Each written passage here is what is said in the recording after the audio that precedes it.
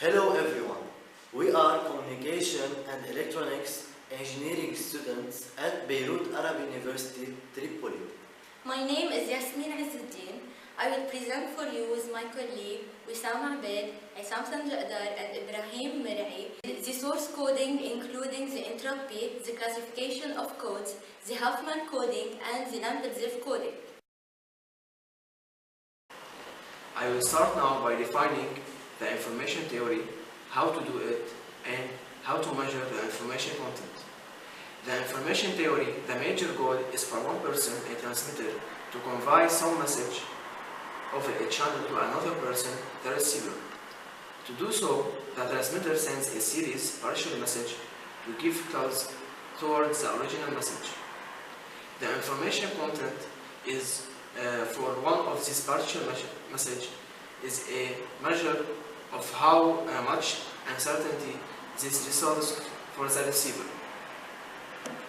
And now we are giving a discrete random variable x, n possible x1, x2, xn, and an associated probability p1, p2 to pn.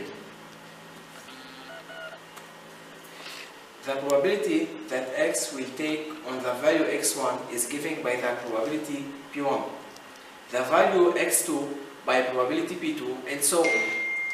The smaller the probability, the more uncertain it's that x will take on that particular value.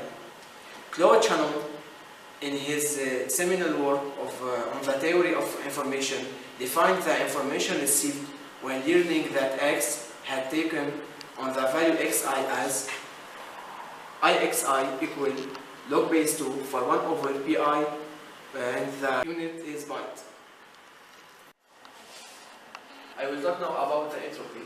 The entropy formula is as shown: hx equal minus summation px log base 2 of px. What is the entropy? The entropy is a minimum number of bits used to represent a symbol at the transmitter in order to receive it with no error. The unit of entropy is bit, and on what entropy depends, it depends on the probability of x. We have now this illustration that represents the average number of bits used to transmit choice in function of bits. What will happen if we use less than hx? If we use less than hx, we will have an error at the receiver. And if we send on the average but more than hx, we will not use our resource properly. And if we send on the average exactly hx, it's perfect for log. And now we have the binary entropy function in function of probability. And when h equals 0, there are no uncertainty. When h equals 1, there are the most uncertainty, 1 bit for binary information.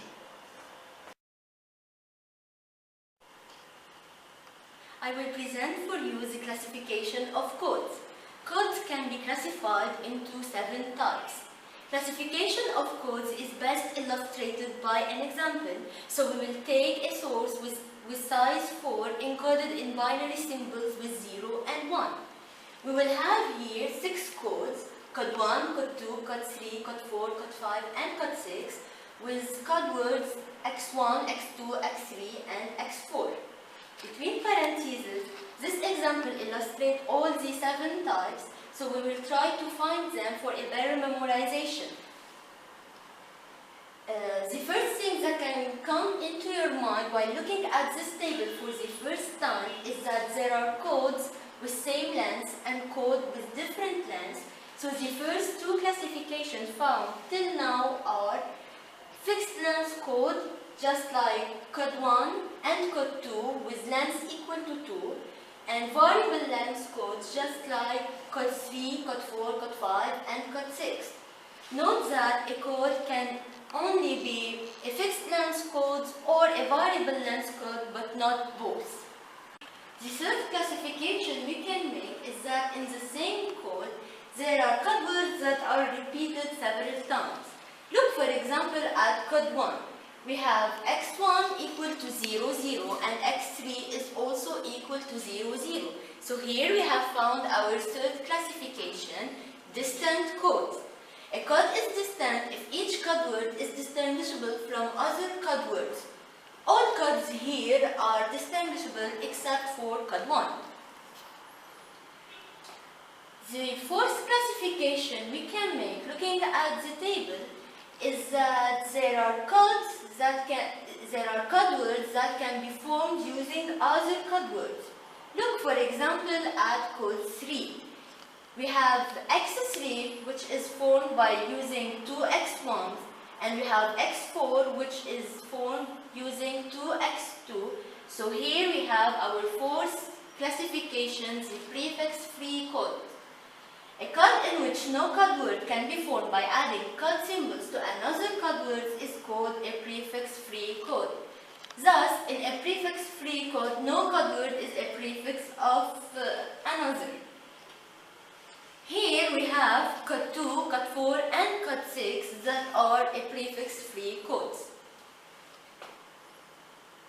The fifth classification we can make now is that in the same code there are binary sequences that can be decoded using different code words.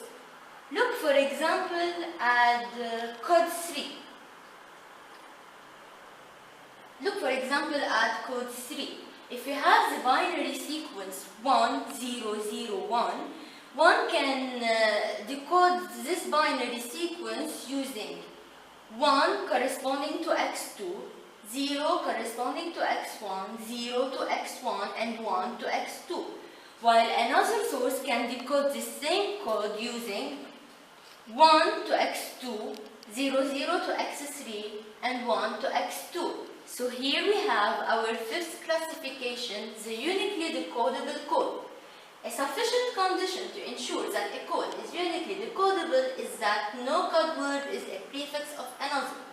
Note that the prefix-free condition is not a necessary condition for unique decodability.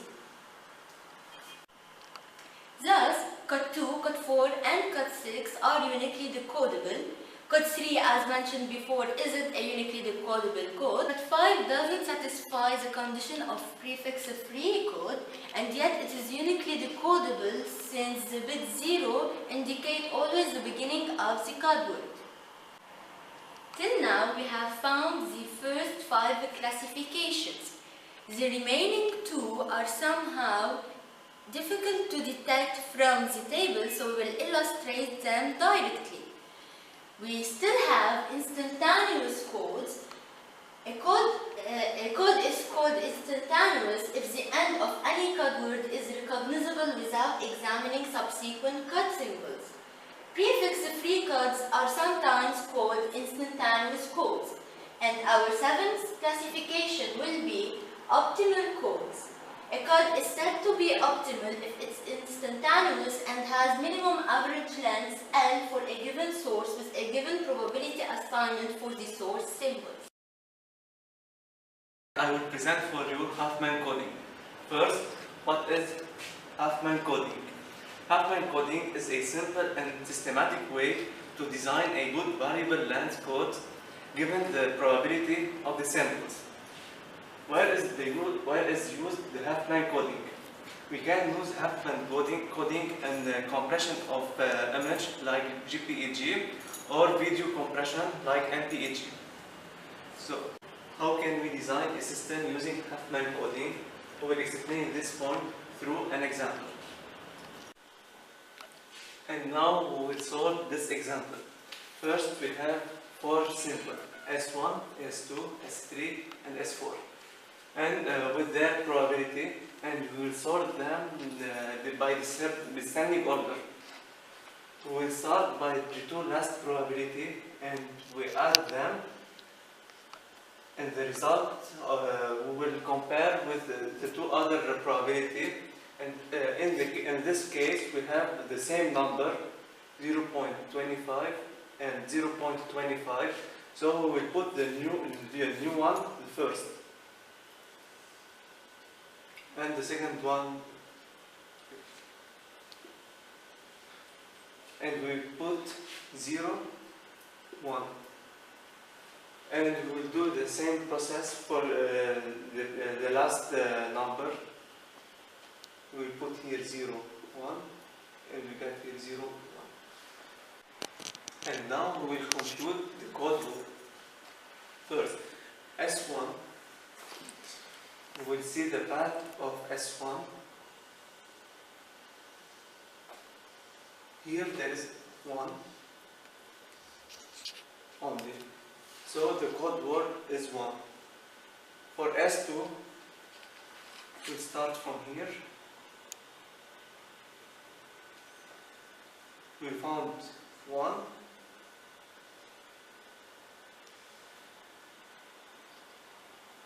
And we found 0.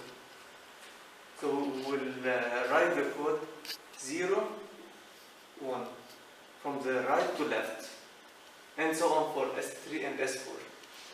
To calculate the length, the average length, we write the formula or the equation Lx equal sigma Pix times Nx.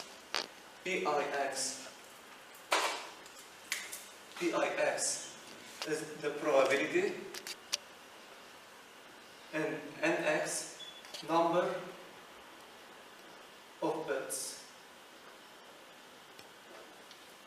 So we will start by the first probability 0.5, and we will multiply it by the number of bits, and it's 1.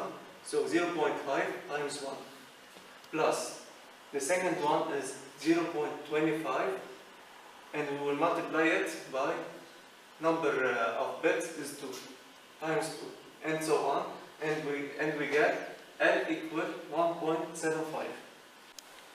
And now we will calculate the entropy. The entropy equation is minus sigma Pi times log Pi.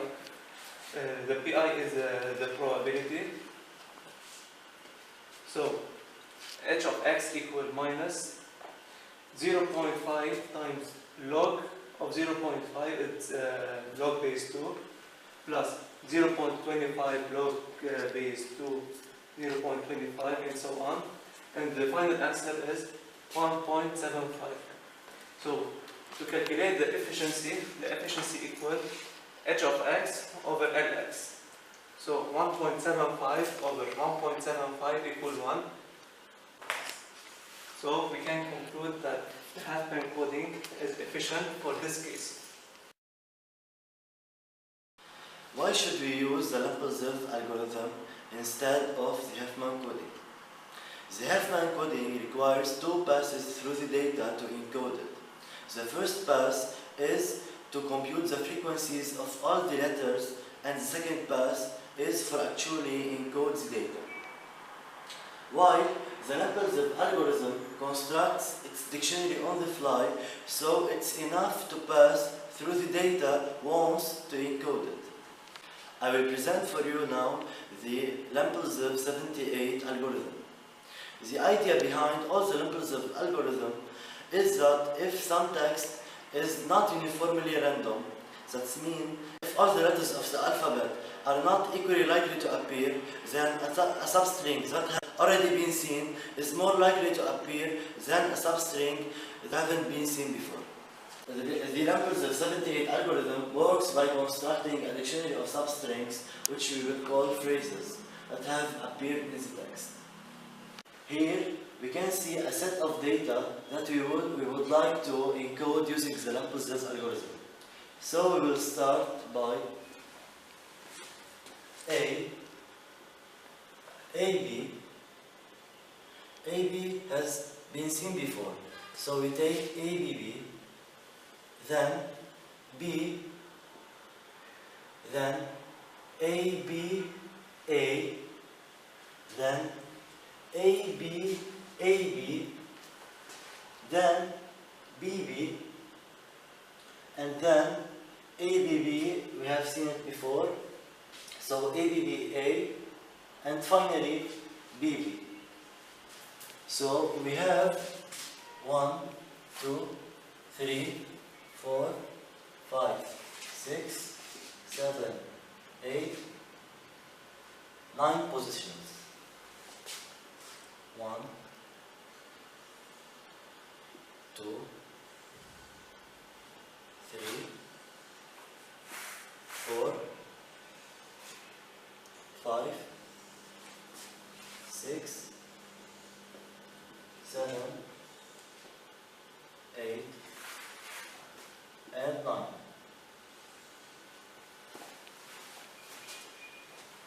We write here the sequence A, AB, A, B, B, then B, A, B, A, A, B, A, B, B, B, A, B, B, A, and finally B. Numerical representation. We first start with putting phi A, as A is a reference to compute the Lempel algorithm and B is the second reference. AB, it's 1B. ABB is 2B. B is phi B. ABA is 2A. Then ABAB, it's 5B. Then BB is 4B. ABBA is 3A. And finally, BB is 7. And here we write the binary code used in Lempel's algorithm. I have written before that A equals 0 and B equals 1. So we use here 0, then 0, 1, 1, 2 is 1, 0, and B is 1. Phi is usually 0, 0, and B is 1. 2 is 1, 0, and A is 0. 5B is 1, 0, 1, and B is 1. 4B is 1, 0, 0, and B is 1. 3A is 1, 1, 0, and finally 7 is 0, 1, 1, 1. Thank you for your attention.